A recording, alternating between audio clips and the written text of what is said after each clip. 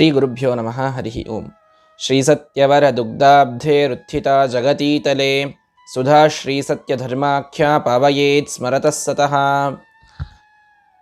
ಸರ್ವೇಭ್ಯಃ ಸುಪ್ರಭಾತಂ. ವೇದವ್ಯಾಸ ಮಹರ್ಷಿಃ ಅಷ್ಟಾದಶ ಪುರಾಣಾನಿ ವಿರಚಿತವಾನ್. ತತ್ರತ್ಯಃ ಏಕಃ ಶ್ಲೋಕಃ.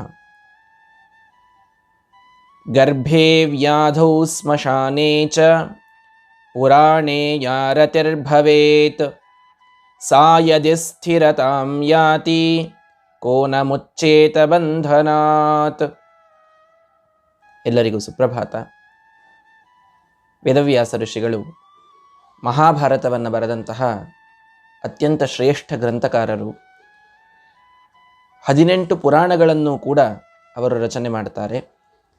ಆ ಪುರಾಣಗಳಲ್ಲಿನ ಒಂದು ಶ್ಲೋಕ ಬಹಳ ಸೋಜಿಗದ ಮಾತು. ಮನುಷ್ಯ ತಾನು ಗರ್ಭದಲ್ಲಿದ್ದಾಗ ಅವನ ಬುದ್ಧಿ ಹೇಗಿರುತ್ತದೆ, ತಾನು ರೋಗಗ್ರಸ್ತನಾದಾಗ ಅವನ ಬುದ್ಧಿ ಹೇಗಿರುತ್ತದೆ, ತಾನೊಂದು ಸ್ಮಶಾನದಲ್ಲಿ ಇರುವ ಪ್ರಸಂಗ ಬಂದಾಗ ಅವನ ಬುದ್ಧಿ ಹೇಗಿರುತ್ತದೆ, ತಾನು ಪುರಾಣವನ್ನು ಗುರುಗಳಿಂದ ಕೇಳ್ತಾ ಇರಬೇಕಾದಾಗ ಅವನ ವಿಚಾರಗಳು ಹೇಗಿರ್ತವೋ, ಆ ವಿಚಾರ ಏನಾದರೂ ಪರ್ಮನೆಂಟ್ ಆಗಿಬಿಟ್ರೆ ಅವನು ಈ ಬಂಧನದಿಂದ ಹೊರಗೆ ಬಂದು ದೇವರನ್ನು ಪಡೆಯುವುದರಲ್ಲಿ ಸಂಶಯವೇ ಇಲ್ಲ ಅಂತ ಒಂದು ಮಾತನ್ನು ಹೇಳ್ತಾರೆ ವೇದವ್ಯಾಸ ದೇವರು. ಏನಿದರ ತಾತ್ಪರ್ಯ ಅಂದರೆ, ಗರ್ಭಸ್ಥನಾದಾಗ ಜೀವ ಬಹಳ ಒದ್ದಾಡ್ತಾ ಇರ್ತಾನೆ. ಮೊದಲಿಗೆ ನಾನು ತಿಳಿಸಿದ್ದೇನೆ, ಮೊಣಕಾಲಿನ ಮಧ್ಯದಲ್ಲಿ ನಮ್ಮ ತಲೆಯನ್ನಿಟ್ಟು ಪರಮಾತ್ಮ ಆ ಗರ್ಭವಾಸದ ದುಃಖವನ್ನು ಅನುಭವಿಸಲಿಕ್ಕೆ ಬಿಟ್ಟಾಗ ಪ್ರತಿ ಕ್ಷಣವೂ ನನ್ನನ್ನು ಇಲ್ಲಿಯಿಂದ ಹೊರಗೆ ಹಾಕಿದರೆ ನಾನು ಭಾರೀ ಧರ್ಮವನ್ನು ಮಾಡ್ತೇನೆ ಅಂತ ಗರ್ಭವಾಸದಲ್ಲಿ ಭಾರೀ ವೈರಾಗ್ಯವನ್ನು ತಾಳಿರ್ತಾನೆ ಮನುಷ್ಯ. ರೋಗಗ್ರಸ್ತನಾದಾಗ ಪರಮಾತ್ಮ ಈ ರೋಗದಿಂದ ನನ್ನನ್ನು ಪಾರು ಮಾಡು. ಈಗಂತೂ ಎಲ್ಲ ಕಡೆಗೆ ರೋಗಗಳು ಹರಡಿವೆ, ವಾತಾವರಣ ಅತ್ಯಂತ ಪ್ರದೂಷಿತವಾಗಿದೆ, ಎಲ್ಲ ಕಡೆಗೆ ರೋಗಗಳಿವೆ. ಈ ರೋಗದ ವಾತಾವರಣದಲ್ಲಿ ಒಂದು ಸಲ ನಮಗೆ ಆ ರೋಗ ಬಂತು ಅಂದರೆ ಮನಸ್ಸಿನಲ್ಲಿ ವಿಚಾರಗಳು ಹೇಗೆ ಬರ್ತವೆ? ಅಯ್ಯೋ, ದಿನನಿತ್ಯದಲ್ಲಿ 100 ಜನ ಸಾಯ್ತಾ ಇದ್ದಾರೆ, ನಾನೂ ಇದಕ್ಕೆ ಬಲಿಯಾಗ್ತೀನಾ? ದೇವರೇ, ನನ್ನನ್ನು ದಯವಿಟ್ಟು ಇದರಿಂದ ಪಾರು ಮಾಡು. ನಾನು ಬಹಳ ಒಳ್ಳೆಯ ದಾನ ಧರ್ಮವನ್ನು ಮಾಡಿಕೊಂಡು ಮುಂದಿನ ಜೀವನವನ್ನು ಸಾಗಿಸ್ತೇನೆ, ಆದರೆ ಈ ರೋಗಕ್ಕೆ ನಾನು ತುತ್ತಾಗೋದು ಬೇಡ. ರೋಗಗ್ರಸ್ತನಾದಾಗ ಮನುಷ್ಯನ ವಿಚಾರಗಳು ಭಾರೀ ವೈರಾಗ್ಯದ್ದಿರ್ತವೆ. ಸ್ಮಶಾನೇಚ, ಯಾರೋ ತೀರಿ ಹೋಗಿರ್ತಾರೆ, ಅವರನ್ನು ನೋಡಲಿಕ್ಕೆ ಸ್ಮಶಾನಕ್ಕೆ ಹೋಗಿರ್ತಾರೆ. ಸ್ಮಶಾನಕ್ಕೆ ಹೋದಾಗ ಇಲ್ಲಿ ನಾನು ಬರುವ ವೇಳೆಯೂ ಇನ್ನು ಬಹಳ ಉಳಿದಿಲ್ಲ, ಒಂದು ದಿನ ನಾನೂ ಇಲ್ಲೇ ಕೊನೆಗಾಣಬೇಕು. ಇಷ್ಟು ನಶ್ವರವ ಜೀವನ. ನಾನೇನೆಲ್ಲ ಕೆಲಸದಲ್ಲಿ ಸಮಯವನ್ನು ಕಳೀತಾ ಇದ್ದೀನಲ್ಲ, ನಾನೂ ಇಲ್ಲಿ ಬರುವ ಸಮಯ ಬಹಳ ದೂರವಿಲ್ಲ, ನಾನಿನ್ನು ಏನಾದರೂ ಒಳ್ಳೆಯ ಕೆಲಸವನ್ನು ಮಾಡಬೇಕು ಅಂತ ಸ್ಮಶಾನಕ್ಕೆ ಹೋದಾಗ ಭಾರೀ ವಿರಕ್ತಿ ಮನುಷ್ಯನ ಮನಸ್ಸಿನಲ್ಲಿ ಮೂಡಿರ್ತದೆ. ಪುರಾಣೇಚ, ಪುರಾಣವನ್ನು ಗುರುಗಳು ಹೇಳ್ತಾ ಇರಬೇಕಾದಾಗ, ಅತ್ಯದ್ಭುತವಾದ ಕಥೆಗಳನ್ನು ಹೇಳ್ತಾ ಆದಾಗ ದೇವರ ಆ ಒಂದು ಕಥೆಯಲ್ಲಿ ಪೂರ್ಣ ಮಗ್ನನಾಗಿ ಇನ್ನೇನು ಪುರಾಣ ಮುಗಿಯುವಷ್ಟರಲ್ಲಿ ಇವನು ಭಾರೀ ವಿರಕ್ತಿಯನ್ನು ಹೊಂದಿ ಸನ್ಯಾಸವನ್ನೇ ತೆಗೆದುಕೊಳ್ತಾನೇನೋ ಅನ್ನುವಷ್ಟು ಮನಸ್ಸಿನಲ್ಲಿ ಪರಿವರ್ತನೆ ಹೊಂದುತ್ತಾ ಇರ್ತಾನೆ ಮನುಷ್ಯ. ಆದರೆ ಇದೆಲ್ಲ ಎಲ್ಲಿವರೆಗೆ? ಗರ್ಭದಲ್ಲಿರುವ ಶಿಶು ಭೂಮಿಗೆ ಬರುವವರೆಗೆ. ಪುರಾಣವನ್ನು ಕೇಳ್ತಾ ಕುಳಿತ ವ್ಯಕ್ತಿ ಪುರಾಣ ಮುಗಿಯುವವರೆಗೆ, ಸ್ಮಶಾನಕ್ಕೆ ಹೋದ ವ್ಯಕ್ತಿ ಸ್ಮಶಾನದಿಂದ ಮನೆಗೆ ಬರುವವರೆಗೆ, ರೋಗಗ್ರಸ್ತನಾದವ ಆ ರೋಗ ಪರಿಹಾರವಾಗುವವರೆಗೆ ಅಂತ ಹೇಳ್ತಾರೆ ವೇದವ್ಯಾಸ ದೇವರು. ಆ ಬುದ್ಧಿ ಏನಾದರೂ ಪರ್ಮನೆಂಟ್ ಆಗಿಬಿಡ್ತು ಅಂದರೆ, ಆ ವೈರಾಗ್ಯ ಏನಾದರೂ ನಿಜವಾಗಿ ಜೀವನದಲ್ಲಿ ಇಂಪ್ಲಿಮೆಂಟ್ ಆಗಿಬಿಡ್ತು ಅಂತಂದರೆ, ಮುಂದೆ ನಮ್ಮನ್ನು ಹಿಡಿಯುವವರು ಯಾರೂ ಇಲ್ಲ ದೇವರ ಕಡೆಗೆ ಹೋಗೋದರಲ್ಲಿ. ನಮಗೆ ಸದ್ಗತಿ ಆಗಿಯೇ ಆಗ್ತದೆ. ಇಲ್ಲಿ ಇದ್ದಾಗಲೂ ಭಾರೀ ಸುಖವನ್ನು ನಾವು ಪಡ್ತೇವೆ. ವೈರಾಗ್ಯಮೇವಾ ಭಯಂ. ವೈರಾಗ್ಯ ಒಂದಿತ್ತು ಅಂದರೆ ಜೀವನದಲ್ಲಿ ಎಲ್ಲವನ್ನ ಸಾಧಿಸಿದಂತೆ ಅಂತ ಬಹಳ ರೋಚಕವಾಗಿ ವೇದವ್ಯಾಸ ದೇವರು ನಮಗಿಲ್ಲಿ ತಿಳಿಸ್ತಾರೆ. ಹಿರಣ್ಯಕಶಿಪು ದೊಡ್ಡ ರಾಕ್ಷಸ, ನಾವು ಕೇಳಿದ್ದೇವೆ. ಅವನ ತಮ್ಮನಾದ ಹಿರಣ್ಯಾಕ್ಷ ಮೊದಲಿಗೆ ಸಾಯ್ತಾನೆ. ಅವನ ಸತ್ತಾಗ ತಾಯಿ ಬಹಳ ಅಳತಾ ಕುಳಿತಿರ್ತಾಳೆ. ಹಿರಣ್ಯಕಶಿಪು ಬಂದು ಭಾರೀ ಉಪದೇಶ ಮಾಡ್ತಾನೆ. ಯಾಕೆ ಅಳತೀಯ ತಾಯಿ? ಜೀವನ ಅಂದ ಮೇಲೆ ಅದು ಮುಗಿಯೋದಿದ್ದೇ ಇರ್ತದೆ, ಮರಣ ಎಲ್ಲರಿಗೂ ಬಂದೇ ಬರ್ತದೆ. ನಾವೆಲ್ಲ ಇದನ್ನು ಬಹಳ ತಲೆ ಕೆಡಿಸಿಕೊಳ್ಳುವಂತಿಲ್ಲ. ನಾನು ನಿನ್ನನ್ನು ನೋಡಿಕೊಳ್ತೇನೆ, ನಿನಗೆ ಏನು ಬೇಕೋ ಅದನ್ನು ನಾನು ತಂದು ಕೊಡ್ತೇನೆ. ನೀನು ಅಳಬೇಡ. ಎಲ್ಲ ಒಳ್ಳೆ ಒಳ್ಳೆ ಒಳ್ಳೆ ವಿಚಾರಗಳನ್ನು ಮಾತಾಡ್ತಾನವನು ಹಿರಣ್ಯಕಶಿಪು. ಸ್ಮಶಾನದಿಂದ ಬಂದಾಗ ಎಲ್ಲರಿಗೂ ಅನಿಸ್ಬಿಡ್ತದೆ, ಅಯ್ಯೋ ನಮ್ಮ ರಾಜ ಪರಿವರ್ತಿತನಾದ, ನಮ್ಮ ರಾಜನಿಗೆ ಒಳ್ಳೆಯ ಬುದ್ಧಿ ಬಂದು ಹೋಯಿತು, ಇನ್ಮೇಲೆ ಇವನು ಭಾರಿ ಒಳ್ಳೆಯ ರಾಜ್ಯ ಆಳ್ತಾನೆ ಅಂತೆಲ್ಲ ಅಂದುಕೊಂಡಿದ್ರು. 10 ನಿಮಿಷ ಆಗಿದ್ದ. ಹೊರಗೆ ಬಂದ ಮೇಲೆ ಎಲ್ಲ ಯಜ್ಞಗಳನ್ನು ಧ್ವಂಸ ಮಾಡ್ರಿ, ಯಾವ ನನ್ನ ತಮ್ಮನನ್ನು ಕೊಂದಾನೋ ಆ ಶ್ರೀಹರಿಯನ್ನು ನಾನು ಕೊಲ್ಲೋವರೆಗೆ ತಪಸ್ಸು ಮಾಡ್ತೇನೆ, ಎಲ್ಲರನ್ನ ಕೊಲ್ಲಿ, ಯಾರು ಪೂಜೆ ಮಾಡ್ತಾರೆ ಅವ್ರದ್ದೆಲ್ಲ ಧ್ವಂಸ ಮಾಡ್ರಿ. ನೋಡಿ ಮತ್ತೆ ತನ್ನ ಆವೇಶ ಬಂತೆ. 10 ನಿಮಿಷ ವೈರಾಗ್ಯದ ಮಾತು ಬಂದಿರ್ತದಷ್ಟೇ. ಮುಂದೆ ಮತ್ತೆ ನಾವು ಹೇಗಿರಬೇಕೋ ಜಗತ್ತಿನಲ್ಲಿ ಹಾಗೇ ಇರ್ತೇವೆ. ಅದೇ ಪ್ರಹ್ಲಾದ ರಾಜರು. ಗುರುಗಳು ಹೇಳ್ತಾ ಇದ್ದಾರೆ, ನೋಡೋ ಪ್ರಹ್ಲಾದ, ನೀನು ರಾಜಕುಮಾರ, ನಿನಗಿಷ್ಟೆಲ್ಲ ದೊಡ್ಡ ಸಂಪತ್ತು ನಿನ್ನದೇ ಆಗೋದಿದೆ, ನೀನೇ ಮುಂದೆ ಮಹಾರಾಜನಾಗ್ತೀಯ, ನೀನು ಆ ದೇವರನ್ನು ನಾಮಸ್ಮರಣೆ ಮಾಡೋದನ್ನು ಬಿಟ್ಬಿಡು, ನಿನ್ನ ತಂದೆ ಎಲ್ಲವನ್ನು ಕೊಡ್ತಾನೆ, ನನಗೇನು ಬೇಡ, ನನಗವನೇ ಬೇಕು. ವನಂಗತೋ ಯದ್ ಹರಿಮಾಶ್ರಯೇತ. ಪ್ರಹ್ಲಾದ ರಾಜರು ಹೇಳ್ತಾರೆ, ನನಗೆ ಬರೀ ಆ ವನಗಳಿಗೆ ಹೋಗಿ ಅವನನ್ನು ಆಶ್ರಯಿಸಿ ಅವನನ್ನು ತಪಸ್ಸು ಮಾಡ್ತಾ ಧರ್ಮದಲ್ಲಿ 4 ಜನರಿಗೆ ಉಪಯೋಗ ಬೀಳುವಂತಹ ಕೆಲಸ ಮಾಡುವುದನ್ನು ಮಾತ್ರ ನಾನು ಬೇಡ್ತೇನೆ ದೇವರಿಂದ, ಈ ಯಾವ ಸಂಪತ್ತು ನನಗೆ ಬೇಡ ಅಂತ ಪ್ರಹ್ಲಾದ ರಾಜರು ಹೇಳಿದರು. ಅವರಿಗಿದ್ದ ವೈರಾಗ್ಯ ಪರ್ಮನೆಂಟ್ ಆಯಿತು. ಅವರು ಸದ್ಗತಿಯನ್ನು ಪಡೆದರು. ಹಿರಣ್ಯಕಶಿಪಿಗೂ 10 ನಿಮಿಷ ವೈರಾಗ್ಯ ಬಂದಿತ್ತು. ಅದು ಏನು 10 ನಿಮಿಷ ಇತ್ತು, ಮುಂದೆ ಎಂದೂ ಬರಲಿಲ್ಲ. ಅವನು ಕೆಟ್ಟ ಗತಿಯನ್ನು ಪಡೆದ. ನಾವು ಹಿರಣ್ಯಕಶಿಪುಗಳಾಗಬೇಕೋ ಪ್ರಹ್ಲಾದ ರಾಜರಾಗಬೇಕೋ? ಈ 2 ಕ್ಯಾರೆಕ್ಟರ್ ನಮ್ಮ ಮುಂದೆ ಇವೆ, ನಮಗೆ ಗೊತ್ತೂ ಇವೆ. ನಾವಿದರಲ್ಲಿ ಯಾರನ್ನ ಆಯ್ಕೆ ಮಾಡಿಕೊಳ್ತೇವೆ ಅನ್ನೋದು ಮಾತ್ರ ನಮ್ಮ ವಿವೇಕಕ್ಕೆ ಬಿಟ್ಟದ್ದು.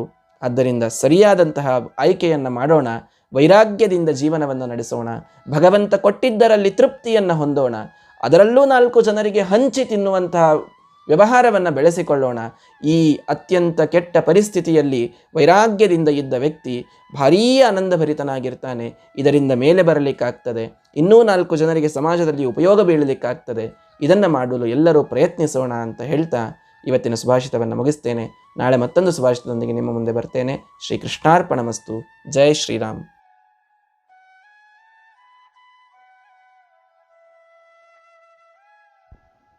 Shri Gurubhyo Namaha Harihi Om. A very good afternoon, friends.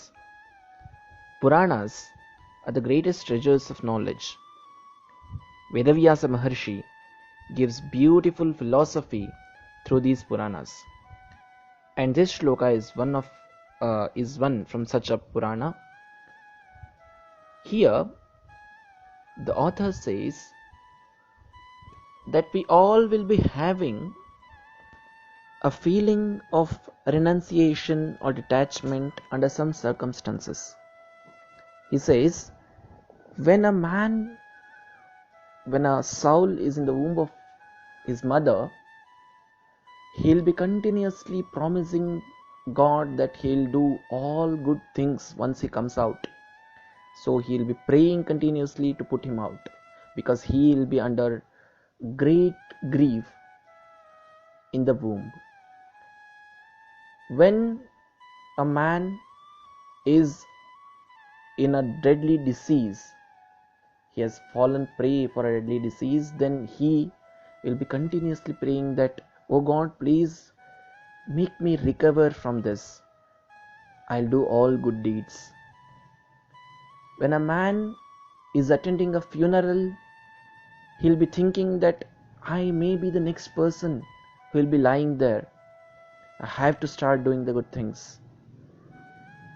When a man is listening to the philosophy from a guru, he'll be having a strong feeling of renunciation in himself. He'll be understanding, he'll be realizing that this world is really very temporary.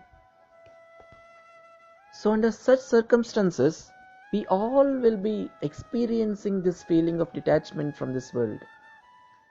The author says, if the feeling that is present when the man is in a graveyard or in a disease or in the womb or under such circumstances, if that feeling becomes permanent, then that will lead us to the heaven. Then that will lead us to the permanent bliss, eternal bliss, what we call it as the salvation. Friends, today in this pandemic world, we are seeing so many deaths. but still we feel that we will be immortal. We do not get it. We do not realize that we have to start